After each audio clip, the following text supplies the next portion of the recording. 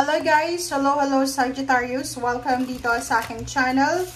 Kapalaran 888 April 2025. General reading para sa lahat. Ito para sa lahat ng Sagittarius. So comment down below if you resonated. Okay, first card natin para sa lahat ng Sagittarius is Amethyst, Revealing Your True Self. So dito sa Revealing Your True Self, sinasabi ng baraha na as you allow others to know the real you, you'll feel love for who you truly are. Okay? So, dito sa Sagittarius, sinasabi ng barahan na kailangan mong maging totoo sa sarili mo. Sa mga tao sa paligid mo, sa sarili mo. Kasi, pag pinakita mo yung totoong ikaw, mamahalin ka nila sa kung ano ka. Okay? So, halimbawa, kung natatakot kang ipakita yung katotohanan or yung kung ano ka, natatakot ka kasi baka iwasan ka ng mga tao, ayos lang yun, 'di ba? Kasi etong amethyst na to, sinasabi sa iyo na kung talagang gusto ka nila, kahit anong klase kang tao, mamahalin ka nila. Okay?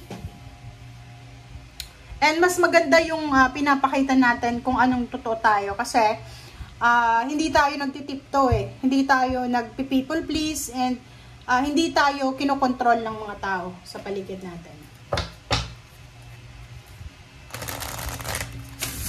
Okay. Sagittarius. Okay, not the right time. So, nakikita ko sa'yo dito, may tanong ka eh. Diba, pwedeng nagtatanong ka kung tamang oras ba to para gawin yan, ganito, ganyan. Yung sagot sa'yo ng tarot is hindi pa tamang oras sa ngayon. So, kung ano man yan, na plano mo Sagittarius, pwedeng pag-aasawa, pwedeng pag-abroad, pwedeng pagre-retire, or kung ano man yan na tinatanong mo, hindi pa daw oras, hindi pa daw tamang oras. Okay. Tingnan natin. Para to sa lahat ng Taurus. Pasensya na kayo guys kung makarinig kayo ng nagsasalitang baby.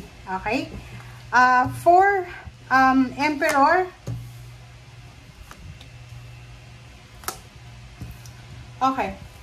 So, dito sa baraha mo, sinasabi ng baraha, Sagittarius, na may paparating na empowerment. Etong empowerment na to is all about change siya sa posisyon, status natin sa buhay, lalo sa, like for example, kung ikaw ay politiko, pwedeng manalo ka sa eleksyon, or posibleng etong emperor na to, ay posibleng marireclaim mo yung mga nawala sa'yo. Pwedeng respeto, pwedeng honor, pwedeng pera, pwedeng ranggo, anything na nawala sa'yo ay posibleng makukuha mo.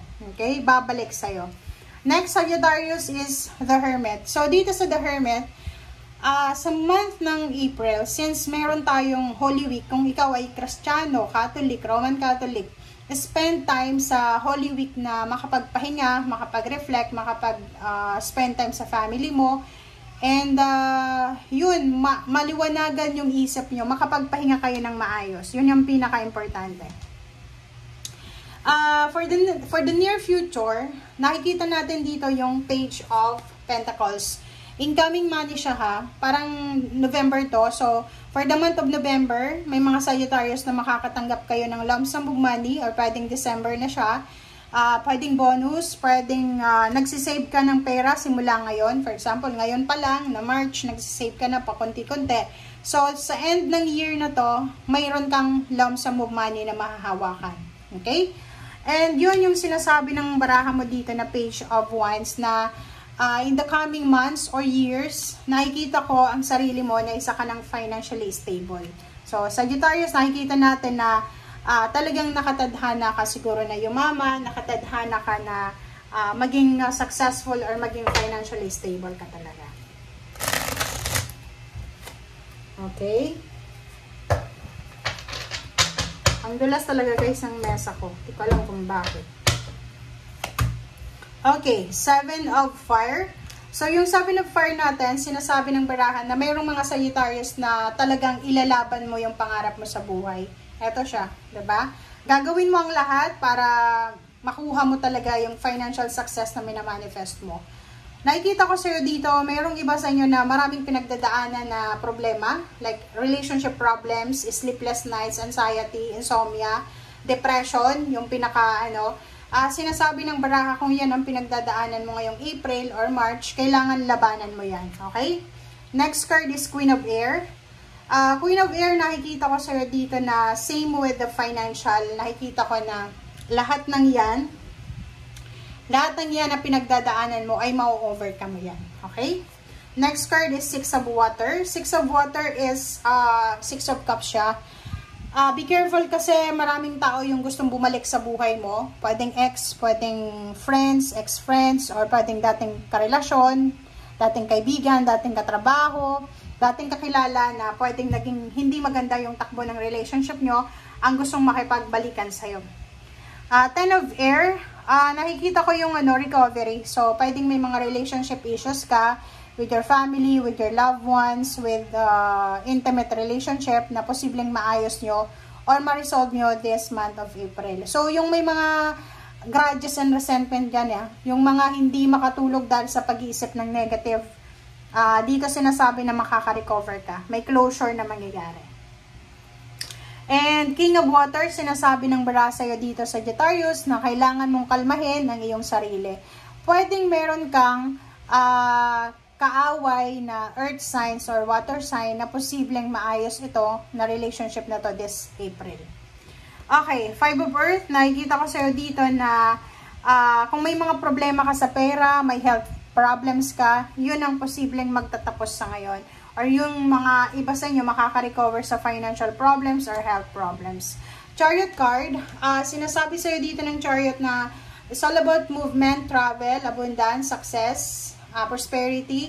Nakikita ko sa'yo dito na maraming magbabago sa buhay mo. Kaya para siyang ang Chariot kasi na to is kahit maraming kumukontra, kung talagang nakatadhana, nakapangalan sa'yo, Sagittarius, mangyayari siya.